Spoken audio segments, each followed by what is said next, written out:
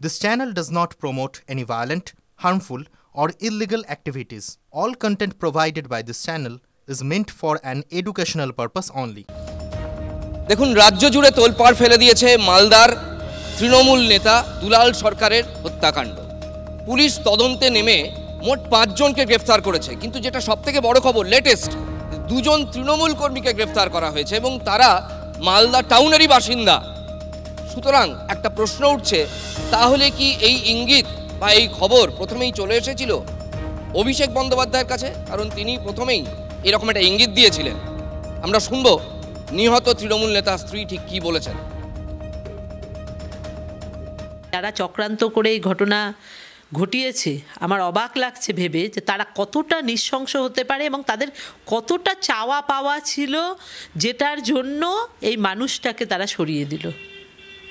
আমি প্রশাসনের কাছে একটাই জিনিস চাইবো, যে আসল দোষী যারা মেরে গেছে তারা তো শুধুমাত্র মোহরা, যারা আসল মাথা, কি তাদের হাতে ঘা লেগেছিল বা তাদের কত ক্ষমতার দরকার ছিল যে এই মানুষটাকে এইভাবে সরিয়ে দিল, এইটা আমার খুব জানা দরকার।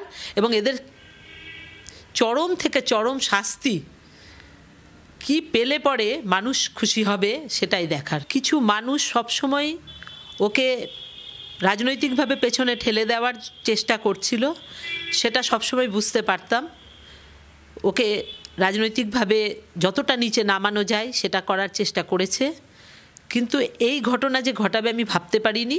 কিন্তু এরা কিছুতেই শোধরায় না, এরা সবসময় নিজেদের ক্ষমতার জন্য অন্যকে আক্রমণ করে, কিন্তু এই পরিস্থিতিতে পৌঁছবে সেই আক্রমণটা আমার কল্পনার মধ্যেও আসে না। পুলিশ প্রশাসন ইচ্ছা করলেই বার করতে পারবে, যদি না অন্যান্য কেসের মতো এটাকে কোনোভাবে কোনো কিছুর বিনিময়ে বা কোনো ভয় দেখানোতে বা কারো পাওয়ার দিয়ে কাউকে যদি আটকে না দিতে যায়, তাহলে পরে আসল দোষী কিন্তু বেরোবে। সেখানে আমরা চলে যাব সরাসরি মালদায়, আমাদের প্রতিনিধি সুব্রতোষ রয়েছেন, তার সঙ্গে কথা বলবো। সুব্রতোষ, প্রথম প্রশ্ন, 2008 সালে যিনি নিরাপত্তা পেয়েছিলেন, 2021-এ আমরা জানতে পারছি, এক্সক্লুসিভ পুলিশ সূত্রে খবর এটা, পুলিশের পর্যাপ্ত সংখ্যায় পুলিশ ছিল না বলে তার নিরাপত্তা প্রত্যাহার করে নেওয়া হয় এবং এই পয়েন্টটাই ধরেছিলেন মুখ্যমন্ত্রী মমতা বন্দ্যোপাধ্যায়। কেন তার নিরাপত্তা প্রত্যাহার করে নেওয়া হয়েছিল এবং এই যে 2 তৃণমূল কর্মীকে গ্রেফতার করা হয়েছে, তার সঙ্গে কোনো বড় মাথার যোগ আছে কি?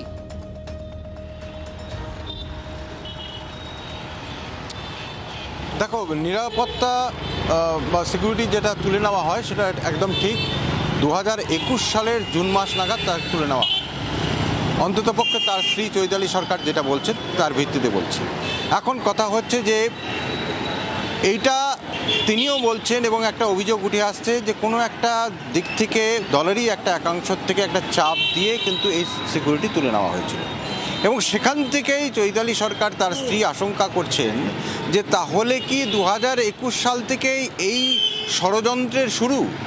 তাহলে কি তখন থেকেই এরকম ভাবনা চিন্তা হচ্ছিল যে তাকে সরিয়ে ফেলতে হবে?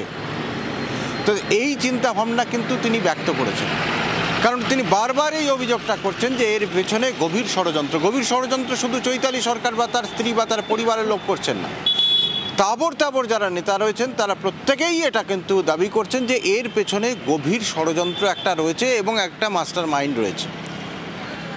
আর যেটা তুমি বলছো সিকিউরিটির কথা, সেটা 2021 সালে যখন তুলে নেওয়া হয় তখনও কিন্তু তারপরেও হুমকি এসেছে এবং পরিবারের তরফ থেকে বলা হচ্ছে তারপরেও হুমকির পরেও কিন্তু সেই সিকিউরিটি দেওয়া হয়নি।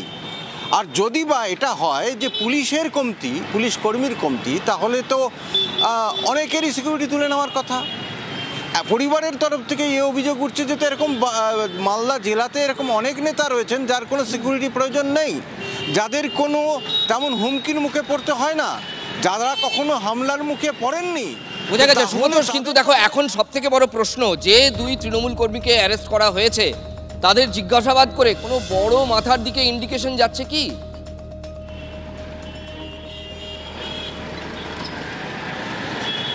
এখনো পর্যন্ত যারা গ্রেপ্তার হয়েছে বা যারা আটক হয়েছে তাদের মধ্যে অনেকেই কিন্তু তৃণমূল কর্মী।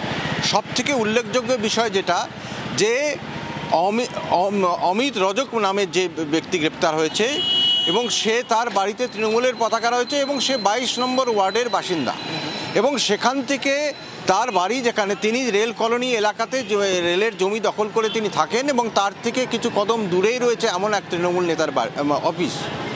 তো সুতরাং এই সমস্ত বিষয়গুলোই কিন্তু এবং তিনি নিয়মিতভাবে তৃণমূলের বিভিন্ন দলীয় কর্মসূচিতে উপস্থিত থাকতেন। তো তাহলে তৃণমূলের কর্মী যখন সক্রিয়ভাবে যুক্ত, একই সাথে তৃণমূলের নেতারাই দাবি করছেন যে 10 লক্ষ টাকা দিয়ে সার্ফ শুটার আনা হয়েছে বিহার থেকে। অনেক ধন্যবাদ সুব্রতোষ, তোমাকে আপাতত অনেক ধন্যবাদ। বোঝাই যাচ্ছে এই ঘটনায় কিন্তু আপনাদের আমরা জানিয়ে রাখছি আরও তৃণমূল কর্মীর খোঁজে রয়েছে পুলিশ, তার কারণ সেই রকম ইঙ্গিত পাওয়া যাচ্ছে যে এটা গোষ্ঠী কোন্দলের জের হয়ে থাকতে পারে। আমরা শুনবো কুণাল ঘোষ এবং সুকান্ত মজুমদার পরপর তারা কি বলেছেন।